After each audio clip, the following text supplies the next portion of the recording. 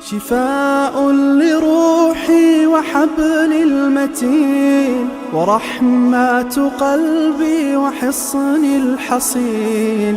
شفاء لروحي وحبل المتين ورحمة قلبي وحصن الحصين. وأمن حياتي وخير الدليل إذا تهت يوما مع الحائرين. فقرآننا هدينا والحبور وبشر يسلي الفؤاد الحزين. وفي الليل عند احتلاك الظلام سيبزغ منه الضياء. أعوذ بالله من الشيطان الرجيم. بسم الله الرحمن الرحيم. الحمد لله والصلاة والسلام على رسول الله وعلى آله وصحبه ومن والاه. أما بعد. Hürmetli kardeşler, bizden bugün dersimiz Kur'an-ı Kerim'deki en uzun ayet 282. ayet.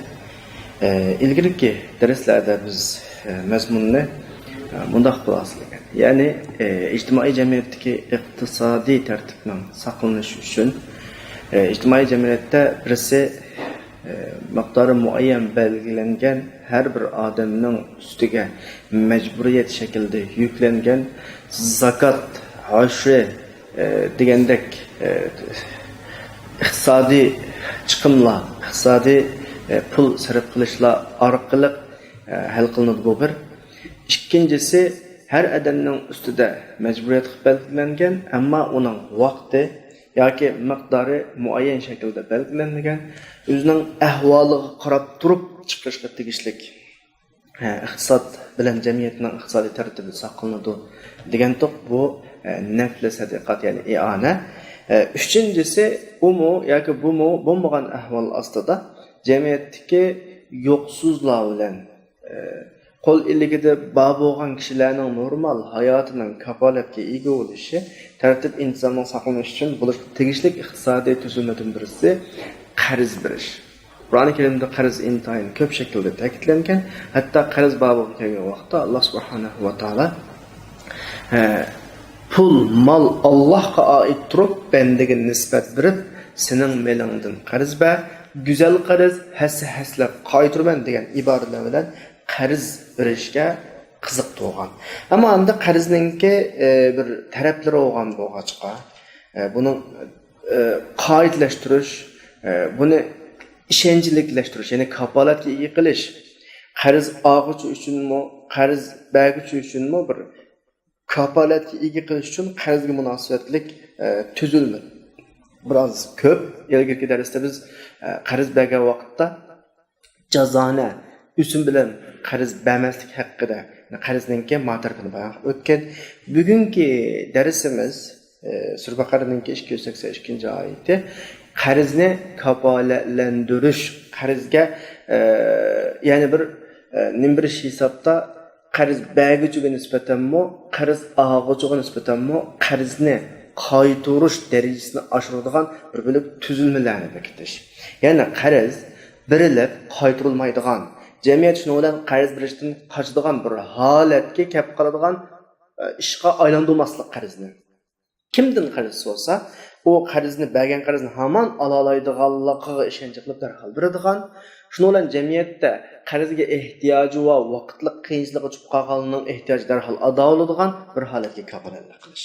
Alloh bu oyatni biz ilgirki darslarimizda nechrat so'zlab o'tgan iymon to'xtami, Allohga aytgan iymonimizning keyindagi ergashma hukm sifatida bayon qilib, ey mu'minlar degan shaklda mu'minlarga qilgan xitob bilan mu'minlarga qilgan nido bilan boshladi. Astag'izu billah. Ya ayyuhallazina amanu idza tadayantum bidaynin ila ajalin musamma faktubuhu falyaktub baynakum katibun bil adl wa la ya'ba katibun an yaktuba kama 'allamahu Allah wal yaktub wal yumli lillazi 'alayhi al haqq wal yattaqillaha rabbah wa la yabkhas minhu shay'an فإن كان الذي عليه الحق سفيها أو ضعيفا أو لا يستطيع أن يمل هو فليملل وليه بالعدل واستشهدوا شهيدين من رجالكم فإن لم يكونا رجلين فرجل وامرأتان ممن ترضون من الشهداء أن تضل إحداهما فتذكر إحداهما الأخرى ولا يأبى الشهداء إذا ما دعوا ولا يسأم أن تكتبوا صغيرا أو كبيرا إلى أجله ذلكم أقسط عند الله وأقوم للشهادة وأدنى ألا ترتابوا إلا أن تكون تجارة حاضرة تديرونها بينكم فليس عليكم جناح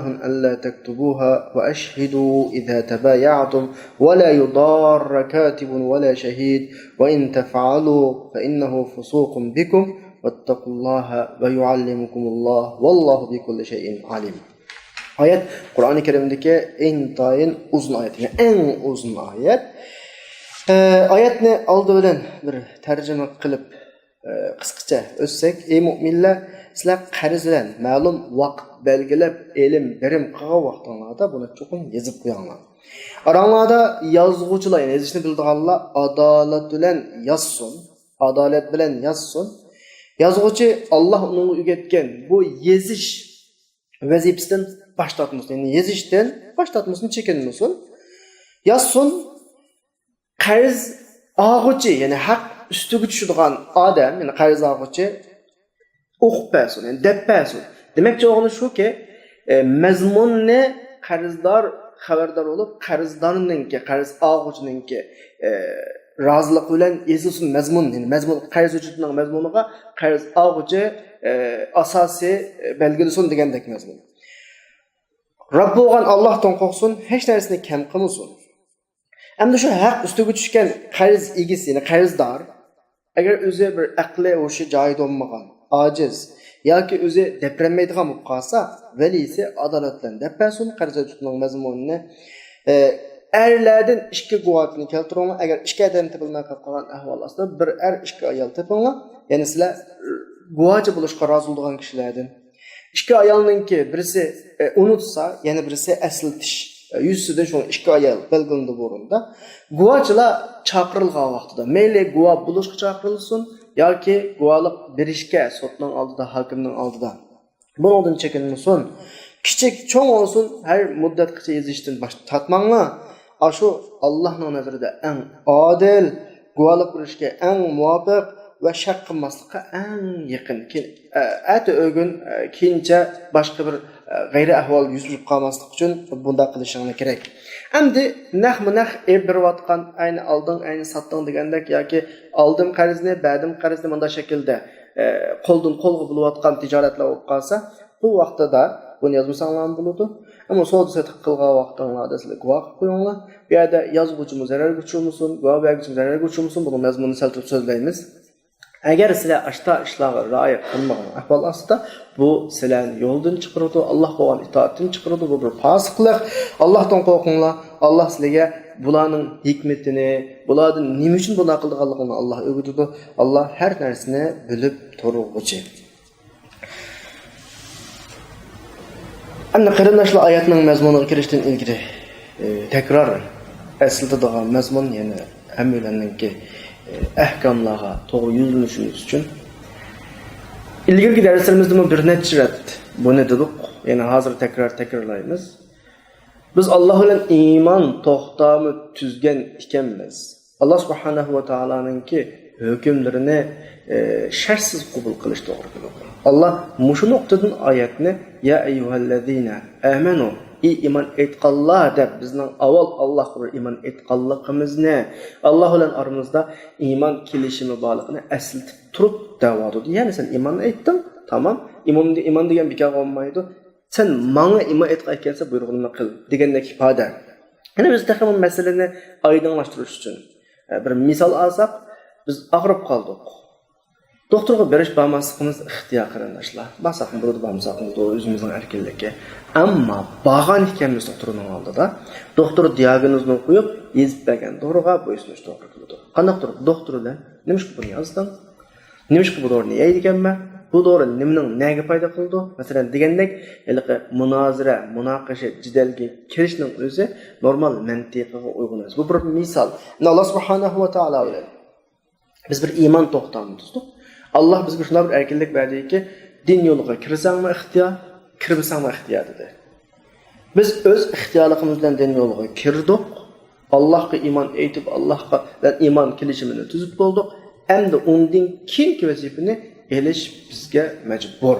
Dastlabki tanlash erkinlik, undan keyin biz siziqning ichiga kirib bo'lgandan keyin shu biz aytgan iymonning taqozzolarini o'rindash bizga majbur. Yani o bizden mas'uliyetimiz, mecburiyetimiz oldu. Bu noktadan Allah subhanahu wa ta'ala ahkam babıga kelgan vaqtda ko'p hollarda bizning shu iymonga kirgan kishilar ekanligimizni, mas'uliyat, mecburiyatni ustimizga elishimizning kerak ekanligini eslatib turib, ya ayyuhallazina amanu bilan boshlaydi. Bu nuqtani bir takrorlagan muqayd degan bo'ldik.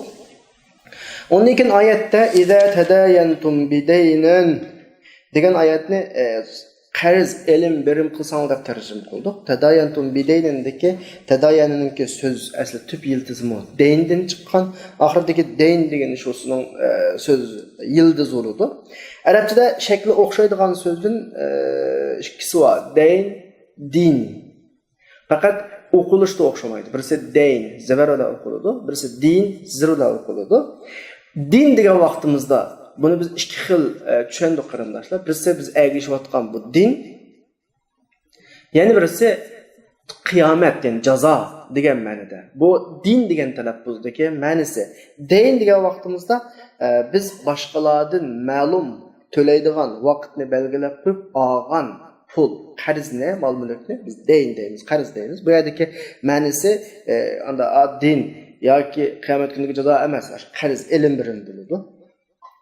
Endi Allah subhanahu wa ta'ala qarz elim berim qilsanglar degan vaqtida qarz elim berim qilsanglar ma'lum vaqtqichilik ila ajalim musamma deb ajalim musammani akab qo'yishning sababi chunki qarz muddatsiz yoki ini qo'ymagan ma'lum voqealikka bog'lanadigan shaklda bo'lmasligi kerak. Yani muayyen şekilde bir vakit belgileniş gerek. Mesela kileriyle yamğıp kalsa, ya ki ağaçlap kalsa, maaşlap kalsa, degandek buluş bulmaslığı ini qo'ymagan şekilde belgileniş bulmaydı qarz. Belki ayetten çıktığı mazmun. Muayyen bir vakit to'xtalishacak. Ya 3 ay, ya 5 ay, ya 1 yıl, ya 10 yıl degandek. Muayyen bir vakit belgileniş gerek. Bu bir nokta. Ondan keyin ikinci bir nokta faktubuhu. Sizlar ilm birim qilgan vaqt yezib qo'yinglar. Buning o'zi bir faktubu degan mushu buyruqning o'zi kishilar orasidagi eng cho'ng qiyinchilikni hal qiladigan bir buyruq. Bu bir samoviy buyruq qarindoshlar. Osmondan tushgan buyruq, shariatning buyruqi, yezinglar degan buyruqi. Nima uchun buni nurg'un ishlarni hal qiladigan buyruq deyman desangiz? Chunki birinchidan elim verim qilgan vaqtimizda ko'p hollarda tunishlarning o'ttirida bo'ladi elim verim. Bir tuqqanlar o'tirisida, saboqdoshlar o'tirida, ishdoshlar o'tirisida, qo'lim qo'shlar o'tirisida. Bu biz degan og'ina hamrog'o deplan yazmaydigan ahvol yuz beradi. Yazmagandan keyinlam favqulodda qarz berguchi o'lib ketsa yoki qarz og'iz o'lib ketsa, yana bir tarafga mutlaqo ziyon bo'ladi. Qarz berguchilik kelsa, o qarz berguchining bolalari, ayollari masalan, dadasining boshqalarga elishini isbotlayolmaydi. Qarz og'irlik kelsa, ya'ni o'xshash bir shaklda masala chiqadi. Shunga samoviy buyruq shaklda faktubu yezivetinglar deb buyruq keldi. Qarindoshlar ara ilm bilim qilgan vaqtimda Alloh buyurdi deb turib, o'zaro bir-birini tanlab qo'yadigan ahvol tugaydi. Alloh buyurg'achqa yozdik deydi. Yozgandan keyin masala muayyan muqimlashadi. Kinki yuz berish ehtimoli bo'lgan zararning oldini olgan bo'ladi. Ya'ni qarzni yezib qo'yishning o'zi Allohning buyrug'ini ijro qilish bo'lib, do'stlar orasidagi, tunishlar orasidagi qiyinchilikni hal qiladi. Endi qarzni yezib qo'yish ko'p kishilarningki xiyolida balkim qarz berguchininki manfaati asosida bo'lgan. Qarzni yezib qo'yish orqali qarshi tarafga tinib olmaydi deydigan bir xil hukm bor. Amaliyotda qarzni yezib qo'yish qarz berguchining manfaatini korumaydı. Belki qarz ağıcının menfaatini koruydu. Onu mu qoğlaydı? Qanda? Qarz ağıcı, yani insan oqşamaydı. Bəzi Allah'tan qoğudu, haqның haqqı deb qaytırdı. Bəzi fırsat tapsa yavaladığan insanlar oldu. Anakin aşağı deb turaylı, yavalsın deyli. Men qarz verdim birisiga, o qarzimni yazmağanlığım üçün yavaldı. Yani birga qarz verdim, yavaldı. Aşağı olab cemiyette qarz bergen qarzni yavaladığan bir, qaytılmaydigan bir ahval şekillendi. Cemiyetteki kol ilikidi ba, şaraiti ba, imkaniyeti ba kişilerninki, şu cemiyetteki aciz kişilerninki bir krizisten atlıveliş için, bir kıyınçlıktan çıkıveliş için qarz berdiğan bir ahval urulgan bir zerb oldu.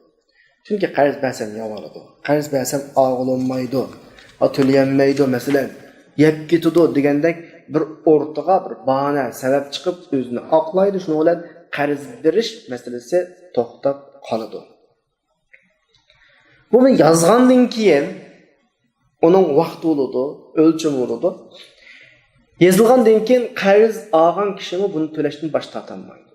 Yeb ketilmaydi qarz berishning qarzini. Shuni bilan normal qarz beradigan va qaytaradigan qarzni. Qarz bergan kishimi o'zining bergan qarzining normal qaytib kelishiga xotirjam bo'ladigan bir havo shakllanadi. Bu orqali qarz berguvchilarga qarz berishdan bosh tortmaydi.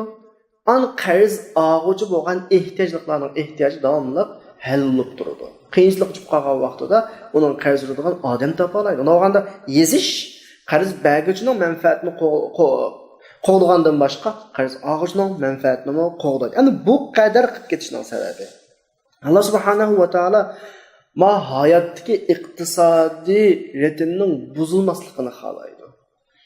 Tamam, pulus varlığının iqtisadi hayatı normal mağat deyli. Pulus yokluğundan qanday mağadı? Qaçanlık pulus yokluğundan ki, kembeğallerinin, muhtaçlarının hayatı, ritmi, iqtisadi hayatı buzul deydigen gap.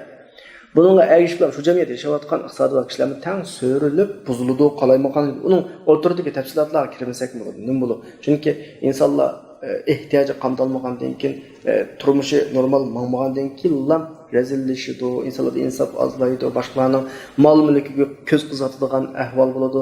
Buning eng yuqori darajasi ziyonkashlik qiladigan qarish tarafni urib so'qadigan, bulantiradigan darajaga boradi jamiyatning ahvoli. Buni biz hayotimizda, yashagan hayotimizda ko'ryapmiz, anglayapmiz. Demak, bir qarzni yezish orqali bergan qarzni og'ili bo'ladi degan havo shakllansa, har qanday pulusi va iqtisodi va odam qarzni normal beradigan bo'ladi. Pulusi yo'q, iqtisodi yo'q, ehtiyojli kishilar qachon ehtiyojli bo'lib qolsa, jamiyatdagi har qanday odamdan qarz ola oladigan bir holat shakllanadi. Demak, jamiyatdagi butun pullar u odamning pulusiga aylandi. Ehtiyoj tushgan hamon qarz ola oladi. Bu xil atmosfera, bu xil havo saqlanadi bu yezish orqali. Endi qarzni oxirida yezib qo'yinglar dedi. Yezinglar dedi. Kim yozdi qarzni? İza tadayantum bidaynin ila ajalin musamma faktubuhu. Yani yazdigan odam. Qurilmaga diqqat qilsanglar, bak inchki bir nuqta bor. Qarz egisini yozmaydi. Qarz og'uchini yozmaydi. Boshqa bir odam yozdi. Qarz berguvchimi o'zining manfaatini o'ylaydi. Qarz olg'uchimi o'zining manfaatini o'ylaydi. Unda olgandan o'tirdiki qarzni qo'g'daydigan, qarz muhitini qo'g'daydigan yezish uchinchi bir shaxsning ustiga tushidiki, ma qarz elish, berish bu ishdan hech manfaat olmagan uchinchi bir shaxs bo'lish kerak. Shu oyatda nima deydi? Val yaktub baynakum katibun bil adl. Adolat bilan yozuvchi yozsin. Allah onunğa bergen bu kesip, Allah onunğa bergen bu iqtidordan tayinib yezishdan chekinmasin deydi. Chekinmasin. Yani öz vaqtda arablarninki orasida yozishni biladigan kishilar az izlab so'rab berish to'g'ri keladi. Yani bugungi kunda yozdigan odam yo'q. Ammo jamiyatdagi insonlarning ko'payishiga ergashib, bugungi kunda bu shu qarz elim berimlarni yezishning yeni bir şekilde ortaya çıkarılır. Mesela her devlette okşamagan namlarla ataydı. Guvalıqdan, cemaat guvalıqdan ötküzüş deydigan bir gap var. Bu biz yaşagan devletlerde her xil namlarla ataydı. Mesela Mısır'da Şehrul Aqari deydi. Tevfik degan söz bilan nima qiladi. Masalan, Turkiyalerde desa notarxona deb ilm birimlarining hammani qana qiladi, guvalıqdan ötküzdi. Yani onu yezib, onunğa tamğını besib, raqamlashtirib bir muayyan kapolatga ega qiladi, yani kuchga ega qiladi hisobda. Mushunga o'xshash bir holatning o'rtog'i shakllanish uchun bo'layotgan bir ifoda bor bu yerda. Ishkadan qarz ilm birim qilsa, birisiga yezib turadi ko'pincha kishilar. Men qarz uchun yezib turayman. Asli yezish yozuvchimi va qarz oluvchimi, ya'ni qarz beruvchimi, qarz oluvchimi emas, uchinchi taraf tarafidan elib berilish kerak yezilish. Ya'ni qarz bilan hech aloqasi bo'lmagan, hech qanday manfaat to'qinishi olmagan uchinchi bir shaxs yezish kerak. Bu yerdan bugungi kunimizdagi ya'ni maxsus ilm berim, qarz, mesela öy sattım, öy aldım, maşını sattım, maşını aldım, qarz verdim, qarz aldım degan nuqtalarni hammani xotirlab, uni nimadan o'tkazilgan, guvohlik o'tkazilgan, keyin da'vo masala chiqib qolsa o'rtada isbot qilish uchun bir hujjat hozirlaydigan o'rinlar qanday qilinish kerak, shakllanishi kerak. Oyatdan chiqayotgan ifoda shu.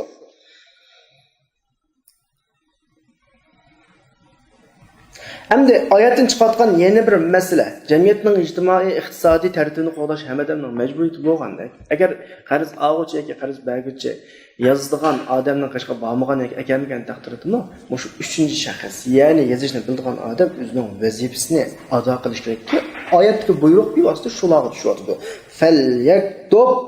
Falyaktub yazsun buyruq yazuvchilarning o'ziga, ya'ni bu yerda o'rtada o'zining vazifasi deb qarab, o'sha ishni aktivchanlik bilan o'zi talab qilib turib qiladigan bir muhit shakllanishi kerak. Chunki zil masalalarda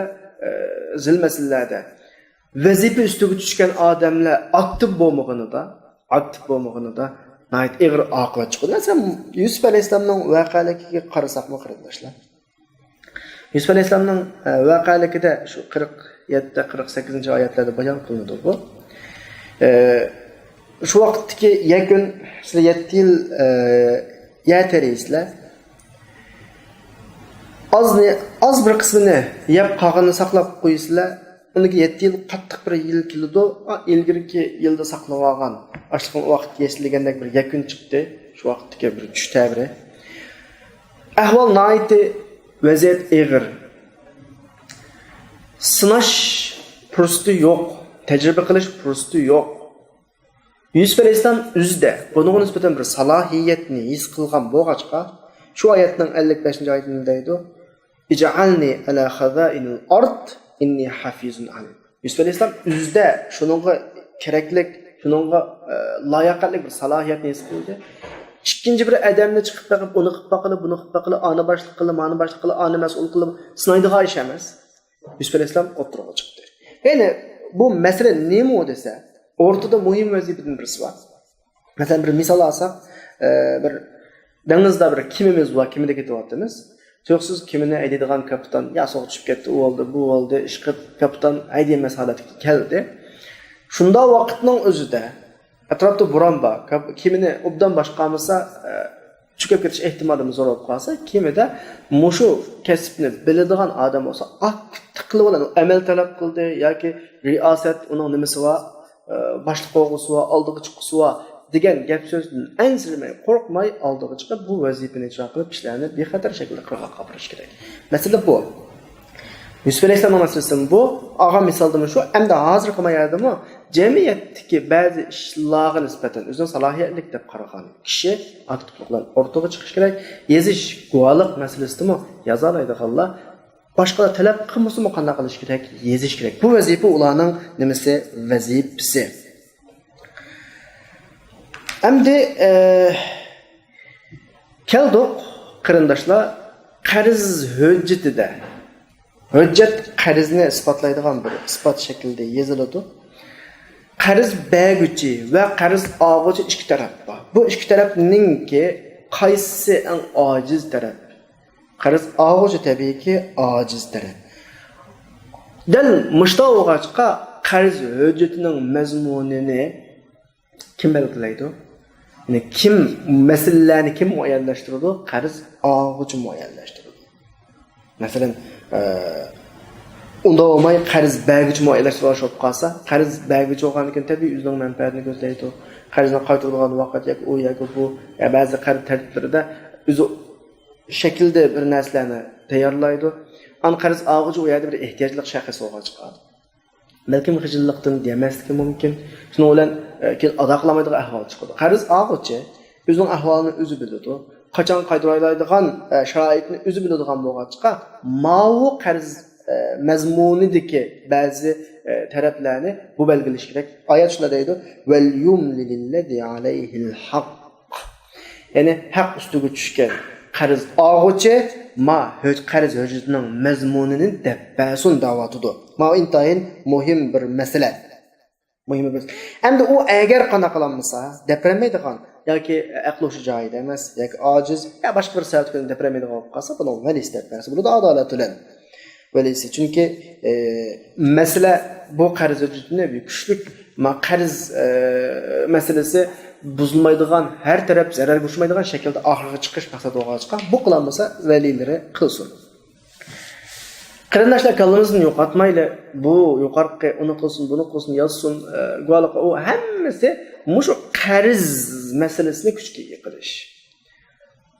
Qarz berguvchining manfaatini kafolatga ega qilish, qarz olg'uchining qarzni qaytaradigan bir holatda qanaqa qilish saqlash. Undan boshqa oyat uzluksiz shaklda qarzni texmo işencilik derecesine qarzniki aşırıvatıdı, qarzning kapolat derecesini aşırıvat davatıdı. Vestashhidu shahidayni min rijalikum. Sizlar ikki erkishni guvoh qilish kerak. Yezishdan boshqa guvohlikni ikki odam bo'lish kerak. Agar ikki odam bo'lmay qolsa, guvohchi bo'ladi deb qarab rozi bo'ladigan kishilardan bir ayol, bir ikki ayol kishi bo'lish kerak. Chunki ikki ayol kishining birisi unutib qolsa, yana birisi eslatishi mumkin. Endi mush oyatdiki qarzni kapolatga ega qilish, qarzni bexatarlik bir muhitga o'tkazish uchun keltirilgan bu tizimlarda nihoyat inchki nuqtalar bor. Vastashhidu guvohchi qilish, qana qilish, yezish ikki taraf. Ya'ni takror digimiz keladi, nima uchun bu qadar darajada ahamiyat berish orqali jamiyatda iqtisodiy yo'q kishilarning iqtisodiy hayotini kapolatga qana qilish, ega qilish. Chunki bularning hammasi qarz berish va qaytarish ritmini saqlash uchun. Agar bu darajada ahamiyat bermaganda, dastlab qarz berib boqadi, qarzni yeb ketdi, qaytarmadi, qarz bermaydigan bo'ladi, an jamiyatda yo'qsul kishilarning turmushi kapolatga ega bo'lmaydi. Kapolatga ega bo'lmasa, iqtisodiy choq to'xtaydi.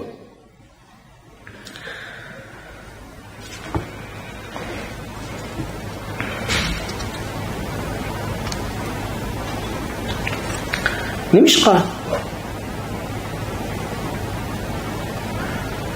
Çünkü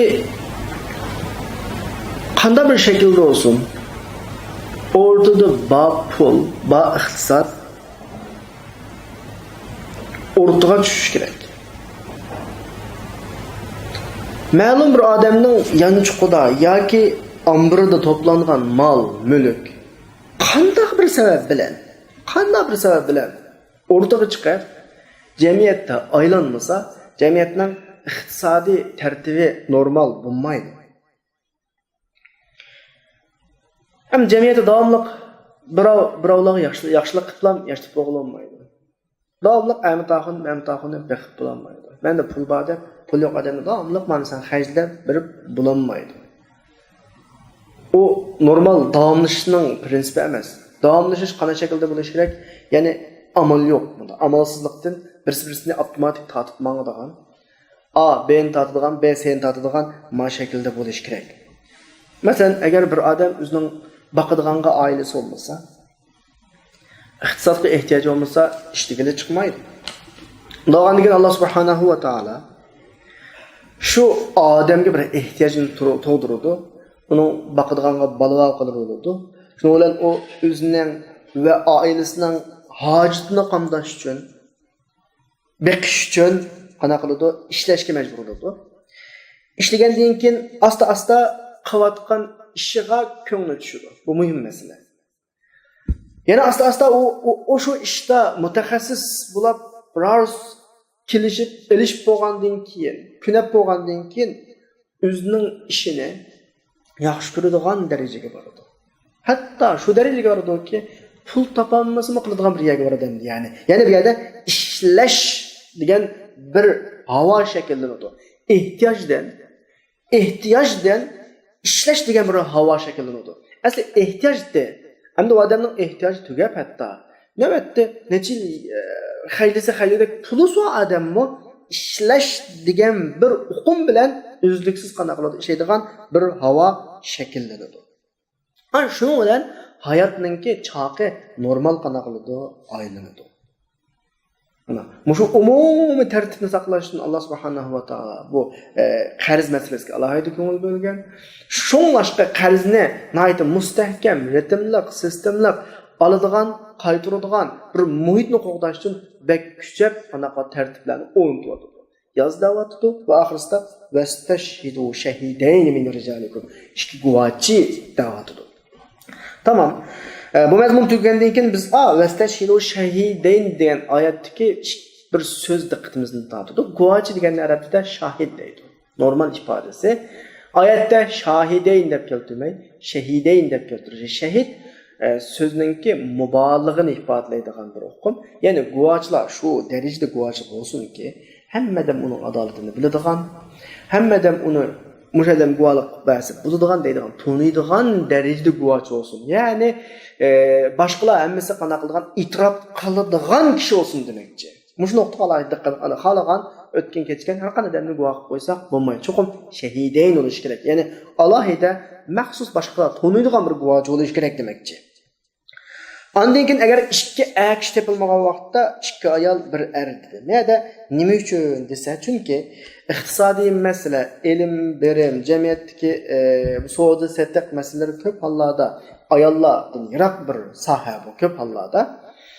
Anagandan keyin tabiiyki hammalarga ma'lum o'zimizdan yiroq sohaning ishlari qalbimizga tushmaydiganligi aniq. Masalan, er kishini kelib ayollarning ishiga guvohlik qilsa, balki unutib qolishi mumkin. Ondan keyin ayollar nisbatan o'zidan yiroq bir sohada guvohga vaqtda unutib qolish ahvol. Chunki o'zi yiroq bir soha balki ishkilab tushmasligi mumkin. Manda bo'lib qolgan bo'lgancha unutib qolsa eslatish uchun bir er necha ayol, ikki ayolni bu yerda qanday qilgan? Masalan, guvoh qilgan. Masalan, va boshqa soha masalan. Ayollar maxsus guvoh bo'ladigan yer va er kishining guvohlik o'tmaydi. Er ayolning o'xshash guvohlik o'tadigan yeri va bu nima desa har odam o'zi masala ashadagi guvohlik beradigan masalani qo'g'dash, masalaning haqiqatini qo'g'dash, masalaning tartibini qo'g'dash o'g'achqa kimda ado bo'lsa shu keladi. Maxsus ayollar guvohlik beradigan yerlar va ayollar keladi, erlarning o'tmaydi. Faqat ayolning guvohlik o'tmaydigan yerlar va masalan zina qilganlarning guvohligida erlarning guvohligi ketadi, bu yerda ayollarning o'tmaydi. Mana o'xshash ayollarning yiroq sohalari va buningda ayollarning guvohligi, ya'ni ikki ayolning guvohligi bir bo'ladi. Bu masala ayol masalasi emas bu yerda. Shu masalaning asli mohiyatini saqlab qolish, haqiqatini saqlab qolish, kapolatlik qilish masalasi. Undan keyin oyatda wala ya'ba shuhada idza ma du'u. Ya'ni guvohchilar chaqirilgan vaqtda keyniga chekinmasin. Guvohchilikning ikki bosqichi bor qarindoshlar. Birisi guvoh bo'ladigan bosqich, yana birisi guvohchi bo'ladigan bosqich. Birisi naq maydonga hukm ma'noga birisi guvoh o'piring deydi. Bu vaqtda chekinmaslik kerak. Ya men bo'lmaydim demaslik kerak. Yana birisi sotning, qozining oldiga bo'lgan vaqtida, endi siz o'z vaqtida guvoh bo'lgan, siz kelib guvohchilar bilan ikkala holatda chekinish haqqi yo'q. Guvohchi bo'lgan odam naq maydonga mumkin guvoh bo'lish kerak, u majburiyat va sotchining oldiga borib qanday bo'lish kerak? Guvoh bo'lishi kerak. Ondan keyin manda bir ahvol chiqdi buningdan. Masalan, mening jiddiy ishlarim bor. Yoki echayotgan dukunam bor, sodam bor, yoki men boshqa shaharda bo'lib qoldim, yashab qoldim. Keyin sot ochildigan vaqtda men boshqa shaharga berishim kerak.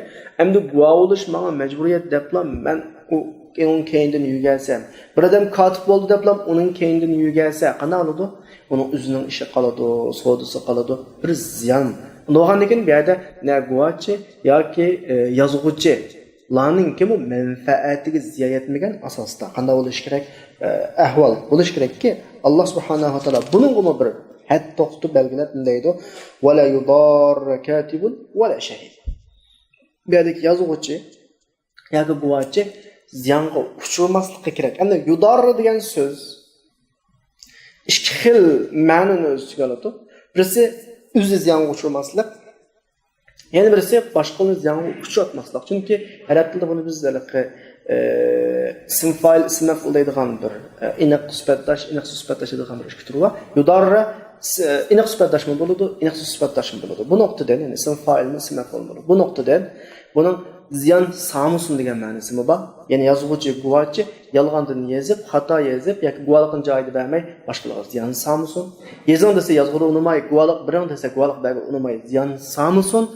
Yoki yana bir ma'nosi bularimiz ziyonga uchurmusun. Bir adam yazishni bildigan deblam buni bizning ishimizga yozg'illam sasa. Ha, yozg'illam sasa, o yozaman deblam yursa, ma'mu guvoh bo'laman deblam yursa, oy sotmi sot yursa, men guvoh bo'ldim deb. Bizning ishi voda. Bularningmi shu manfaati ziyonga uchmaydigan bir holat shakllantirib, bularimiz ziyonga uchmasin. Yozuvchi pul berish kerak masalan, uning ajr haqqini berish kerak. Guvochninmi masalan berib kelish kirasi, shu kunlik ishni tashlagandan keyin uchirgan ziyonlari agar o'zi guvohlik berish uchun borgan shaharda qunab qolsa, ataqning puldir degandek guvochi va yozuvchining manfaati ziyonga uchirmaydigan bir holatni qana qilish kerak, selish kerak. Bu nuqta kallamizda iniq bo'lsin. Buni qaranglar, buning hammasining tartibi bu oyatda tafsili rat qana qiladi. Bayon qiladi. Agar oyatni inchki qana qilsa, qarasa. Chunki u yozuvchi, u katibmi bir odam, yashab solmaydi, turmushi va hayoti va uningsiga biz deb ketdik. Yazishni kasb qilgan odam dedik. Guvohlik desa boshqalar hammasi odil guvohlik berdi deb qarab tunilgan odam dedik. Buning hammasi kasblashni talab qilyapti. Buning hammasi maxsus vaqt ajratishni talab qilyapti. Buning uchun bularning manfaatimi nimaga ega bo'lish kerak? Kapolatga ega bo'lish kerak. Yani bu oyat orqali yozuvchi bilan guvohchilarningki manfaatni kapolatga qanday qilyapti, ega qilyapti. Oxirida da'vatidir ki va in taf'alu agar o'rtada yuqorida deyilgandek qoidalar amal qilinmasa, zarar o'tirg'i chiqsa, ya'ni yozuvchi, guvohchi yolg'ondan yozib, xato yozib, yolg'ondan guvohlik qilib, xato guvohlik bersa, yoki yozuvchi va guvohchilarningki bayatni degandek ziyonga uchurmaslik masalasiga kafolatlik qilinmasa, bularning manfaati kafolat ega qilinmasa, ve in tef'alu fe innehu fusuqun bikum. Munaq qasanglar bu iniqla Allah subhanahu va taologa itoat qilishdan chiqqan bo'lasizlar. Fusuq asli fasaqa bir urug'chininki o'zininki postidan ajrag'an bo'ladi. Ammo shar'iy istilohda har qanday bir buyruq cheklamalarda Allohning sizgan belgilagan yerdan chiqib ketish. Buni fusuq deymiz. Odatda fasik deymiz-ku normalda. Fasik degan Allohning buyruqini qanaqadan tashlagan kishilar bo'ladi. Ya'ni bu yerda bir xatolik yuz beradi. Allohning buyruqidan chiqqan bo'lsa deb Alloh subhanahu va taolo yuqorqi tartiblarga ishlar amal qilmaganlarga eskartish beradi. Deb bular oxirisida vattaqulloh Allohdan qanaqalarni qo'rqinglar. Ya'ni biz Allohdan qo'rqinglar, vattaqunnar degan buyruqlarningki ma'nosini ilgili derslar tushunib oldik. Bu yerda qayta qana qilsak bo'ldi. Takrorlab o'tamsak bo'ldi. Va yuallimukumulloh. Alloh sizlarga o'rgatadi. Ya'ni biz darsimizdan peshvazroq qaytamiz. Biz darsimizdan beshida ya ayyuhallazina amanu kelgandan keyin bu yerda bir buyruq va taklifat va biz madam Allohga iymon etdikmi, unda o'g'anlik uchun Allohga iymon etgan mushu nuqtada turib kelgan buyruqlarni hammani qabul qilamiz. Nima uchun, nima hikmati va nima foydasi va nima ziyni va uni so'maymiz. Hikmat babini aqtamaymiz. Chunki aql idrokatimiz hamma narsaga yetib bo'lmasligi aniq. Oyat anmisha kelgan vaqt da'vatidiki, Alloh sizlarga o'rgatadi degani, sizlar amal qilinglar. Allohdan qo'rqinglar, buyruqni joyida qilinglar. Qolganini Alloh asta sizlarga bir-birlab qana qilyapti, o'rgatadi. Normal bizga buyruq normal insondan kelsa nima shunday qilamiz deb so'rash huquqimiz bor. Chunki uning bir aqliyati bor, bizda bir aqliyat bor. Hech kimning aqliyatidan buyuk emas. Ammo buyruq Allohdan keldi, xalqdan keldi. Bizning aqliyatimiz ne Allohning oldida. Bizning tushunish idrokatimiz ne Allohning oldida. Shuningdek Allohdan kelgan buyruqni bizning so'rash haddimiz olmaydi, huquqimiz olmaydi. Qabul qilish majburiyatida biz qabul qilishga majbur. Shu vaqtda undan keyin Alloh o'zining fazli marhamatini ko'rsatib bizga nurg'un masalalarni qanday qo'ydi, asta bildirib qo'ydi. Alloh ro'za tuting dedi, ro'za tutdik. Tutgan sari Alloh subhanahu va taolo bizga ro'zaning foyda hikmatlarini asosida ko'rsatib qo'ydi. Namoz o'qing dedi, namoz o'qidik. O'qigan sari Alloh subhanahu va taolo bizga uning ta'sirini ko'rsatish orqali hikmatlarini qanday qilib bildirib qo'ydi. Shu Sura Anfal'ninki 29-oyatidami ya ayyuhallazina amanu in tattaqulloh ey mu'minlar Allohdan qo'rqsanglar yaj'al lakum furqana degani sizlarga bir narsani ayirug'idek, haq nohaqni ayirug'idek, yaxshi yomonni ayirug'idek, hikmatni botildan ayirug'idek bir aql idrokatni sizlarga qanday qiladi beradi dedi. Ya'ni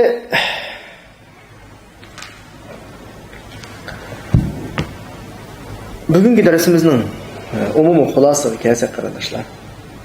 Darsning 5-ini deb o'tdik, takror qilishning hojati yo'q. Jamiyatning iqtisodiy tartibi darsning 5 deb o'tganimizdek 3 xil yo'l bilan davom qiladi. Birisi muayyan belgilangan iqtisodiy majburiyat zakat, yana birisi muayyan belgilanmagan ama umumiy prinsip jihatdan belgilangan iqtisodiy majburiyat, ya'ni i'ona, sadiqa. Yana birisi qarz masalasi. Mushu 3 ish kapolatga ega qilinmaganida, rad tartiblanmaganida, ikkisi katta oxirgi bo'lib keng doiradagi qarz mushu radlanmaganida, mushu kapolatga ega qilinmaganida iqtisodiy tartib buzilib ketadi. Biz ilgirki darsda deb o'tgan i'ona sadiqning ajridan qarzning ajri ko'p bo'ladi. Chunki biz i'ona qildik, sadiq qildik degan gap shu vaqtning o'zida azroq yuragimiz bergan pul molga tortishi mumkin. Ba'zi katta umidimiz uzildi, unutib ketamiz undan keyin. Ammo qarzda shu bergan kunisidan tortib, ta osh qarzni olgan qadar sening yuraging osh qarzingga bog'langan bo'ldi. Har o'ylasang bir narsa bo'ldi, har o'ylasang bir narsa bo'ldi. Sen uningga sabr qilsa, demak qarzingni qaytarib bo'lganga qadar sen bir xil sabrga ehtiyojing bor. Buning hammasi ajriga erishadigan narsa. Ya'ni anda olgandan keyin qarz masalasi buyuk savobning manbasi ham jamiyatdagi iqtisodiy tartibning asosi. Shuningdek Alloh subhanahu va taolo qarzning masalasiga alohida ko'ngil qo'ygan. Qarzni mayli uni kuchga, ishonchga ega qilish. Ya'ni undaymiz hamda garantiyaga erish deymiz ya, kapolatga erish uchun yuqori degandek yezish va qana qilish, guvohcha qilishdan tortib butun qililganlik ham ishni qana qildi belgilab tartibladi. Chunki hayotda iqtisodiy harakat shunda to'xtab qolsa, qarz to'xtadi degan gap. Qarz muhiti yo'qolib, qarz berganlar o'zining bergan qarzni olishiga ishonch qilmay qarz muhiti yo'qol degan gap. Hayotda iqtisodiy harakat to'xtadi degan gap. Chunki mablag' bo'lmasa hech kim midirmaydi. Midirmasa shu midrashdan foyda oladigan harakat qilamiz, shu harakatdan foyda oladigan nurg'un taraflarning hammasi uxlaydi. Masalan, bir misol olaylik. Bir odamning pulusi va yetarli pulusi va kallığı hech kamidi. Yoki o'zi qiladi yoki boshqalar qarz, ya'ni birisinin kallasida ma'lum bir o'y fikri va aningdan qarz oldi deyli. O'zi qilsam bo'ladi, qarz olsam bo'ladi, bir bino selib bu binoni ijarasini setib texmi ko'p foyda oldi deydigan bir o'y xiyol paydo bo'ladi. Alloh subhanahu va taolo o'sha holatga akildi buni yani. Chunki ma ya'lamu junud robbika illa hu. Alloh har xil sabab, har xil qo'shuvlarni chiqib selib, shu xil o'y fikrini akildi. Ya shu pulning o'zining egasi shu, yoki pulni qarz olgan yana bir odam fikr sohibi. Bu bir planni qilgan odamning kallasida yana bir odamga foydalish aslo yo'q. Faqat men foydalama deydi yani. O'zida yetarlik pul bor, hayotning oxirat yetarlik pul bor. Lekin ashta bir Allohningki uni harakatlantirish orqali ya pulning egasi harakatlandi, ya qarz olg'ich harakatlandi, shu pul orqali bir cho'ng binodan birini selib, dükkan, mesela savdo soyalarini selib, buni qanaqa qilmoqchi bo'ladi, ijara berib yo setib foydalanmoqchi bo'ladi. Endi mushu bir ishda uning xiyolida birova foyda berish bo'lsin, bo'lmasin, maqsad bo'lsin, bo'lmasin, foydalanadigan ko'rmang odam bo'ladi. Necha yuz odam shu ish sababidan hayotini saqlaydi. Uning organini qo'laydigan, masalan, uning bitollarini quyadigan, masalan, onun masalan tok yo'llarini atlaydigan, su yo'llarini atlaydigan va boshqa bu shunga munosabatli bütün ishlarni qiladigan har soha silinayotgan bir bino tufaylidan harakat qiladi. Bu bir misol.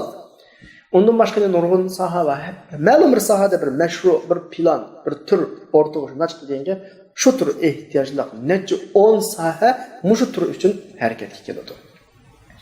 Ya'ni bu yerdagi masala nima desa, o'rtaga pulni chiqarish masalasi. Mushu muhim. Ya o'zi chiqasin, ya fikr sohiblari, qalasa fikr va pul yo'q odamlar qarz elib o'rtaga chiqasin. Muhimi boshqalarning yanchiqidagi pul yanchiqida qolmay o'rtaga tushsin. O'rtaga tushsa, andakin jonlanadi, bozor jonlanadi, ishlab chiqarish jonlanadi, hammasi jonlanadi. Bundan hammadan foydalanadi. Shunlashqa hayotdagi muhim bir halqa bo'lg'achqa Allah hech nimani undadimizmi qarz babiga kelgan vaqtda qarzni hasanan deb sifatlaydi. Bu bir go'zal qarz deb sifatlaydi. Qiziq turadi. Bu bir. Ikkinchisi, qarzni boshqalarga bergan qarzni Allohga qarz berdi deb qana qiladi. Bu shaklda ifodalaydi. Man zallazi yuqridulloh qardan hasan. Sura Baqaraning 245-oyida biz o'qib o'tdik. Allohga qarz berdi deyapti. Çünkü Allah insanın qilayotgan harakatiga hurmat qilyapti bu yerda. Asli Allah mal Allohning mali. Mening malimni beradisan bo'ladi. Lekin odamning qilgan emgiga hurmat qilib, sening pulingni menga qarz ver deyapti. Ma shaklda ifodalayapti. Qanaqadir o'qitish masalasi emas, ammo masalan texnik oydinlashtirish uchun bir dada bir balasiga chiqroq pul beribdi. Yana bir balasi lazım bo'lgan vaqtda pulingdan abalang, ukanga yoki akanga bagaj to'g'ri men senga chiqroq berib deymiz kichik va o'yildimi kichik bolalarga bir narsa degan bo'lsak, yana birisi talashsa, ani birib turib men senga chiqroq beramiz. Mushunga o'xshagan masalani tushunish jihatda Alloh subhanahu va taolo bir bandaga berdi, yana bir bandaga aningga ba, men senga haslab qana qilma berib. Demak, bu yerdagi masalaning hammasi hayotdagi iqtisodiy tartibni qo'g'dash, hayotdagi ishlab chiqarish va bu tijorat hamini rivojlantirishni, qarz berishga bu qadar qiziqtirishning sababi bu. Endi qarz ber degandan keyin bu yerda qarz berguchi yilib kesolmaydi. Shunga Alloh subhanahu va taolo qarz masalasini qo'g'dash uchun bugungi biz o'qigan darsda Qur'oni Karimdagi eng uzun oyatlar qarindoshlar, eng uzun oyatda qarzni qo'g'dash lohiyasini bizga qana qildi, ta'limot shaklida tushirdi. Biz bu oyatni o'qigandik, ya ayyuhallazina amanu bitatib vallohu bikulli shay'in alimgacha uzun bir oyatda qarz masalasini qo'g'dash uchun bir sistem, bir tartib, bir tuzilma, ta'limot berdi. Diqqat qilsanglarmish bir butun oyatda 9 yerda qarzni yezib qo'yish iborasi bor. Ya ayyuhallazina amanu idza tadayantum bidaynin ila ajalin musamma faktubuhu vel yaktub ay yaktuba falyaktub katibun masalan an taktubu katibun taktubuha alla taktubu 9 o'rinda yezish iborasi qo'llanilgan har xil shaklda. Yozuvchi, yozsin, yezinglar degan shaklda yezish iborasi qo'llanilgan. Buning hammasi nima desa, dal kishilar o'tirisidagi aloqani qana qilyotdi, prinsiplashtiryotdi, qoidalashtiryotdi. Ya'ni yezish aloqa buzilmasligining tub asosi da'votidir. Hisobliq do'st ayrilmasda bir gap bor bizda. Mushundan chiqqan bo'lishi mumkin. Chunki inson oldiyalaydi. İnsan tenivalalaydı, insan yavlalaydı. Ama qog'oz asla hech narsani o'zgartmaydi. Hatto guvochimi ma'lum bir ta'sirga uchrab yolg'on guvohlik berishi mumkin. Ammo yozilgan xat, qo'ldagi imzo, fochurka asla va asla o'zgarmaydi. Bu yolg'on gap qilmaydi. Masalaning mohiyatini, haqiqatini o'rtaga qana qiladi, chiqaradi. Hamda oyatdagi bir nuqtaga diqqatimizni tortadi, yana takror oxirsida darsning oxirida deb qo'yay. Yozuvchi yezishdan chekinmasin, Alloh o'rgatgandek deb iborat. Va Alloh o'rgatgandek degani chuqur bu sohada. Mushu qarz ilm bilimni yezib, mushuni tavsiqlab, guvohlikdan o'tkazib, unga imzo qo'yib, qolgan bir kasbiy insonlarning bo'lishi, kasbiy organ qurumlarning bo'lishi kerak degandek bir ifoda qanday qilyapti bu yerda chiqyapti. Alloh subhanahu va taolo hamma odamga bu qarz masalalarida va boshqa ahkomlarda mutlaq mu'minlik sifatimiz bilan bo'ysunadigan ta'limotlarni uyg'unlaydigan bir ne'matni bizga ato qilsin. Endi bu yerda biz shuni ko'rib olamizki, oyatlardan masala yezish masalasi emasdek. Oyatni oladigan yana boshqa bir taraflarimiz. Yani Allah subhanahu wa taala mahluqlarga bergan har turli iqtidorlar oladi ekan. Har bandasiga boshqalarga bermagan o'xshamagan shaklda bir iqtidor berdi ekan. Mushu oyatda ilingan bir misol yozuvchininki ahamiyatini boshqalarga ko'rsatgan ta'siri, mayli qarz oluvchi, qarz beruvchi bo'lsin, bularning yozuvchi bo'lgan ehtiyojidan sababli biz har qanday bir kasb egallagan, har qanday mahorat egallagan odamningki o'zidan boshqalarga favqulodda manfaat beradiganligini.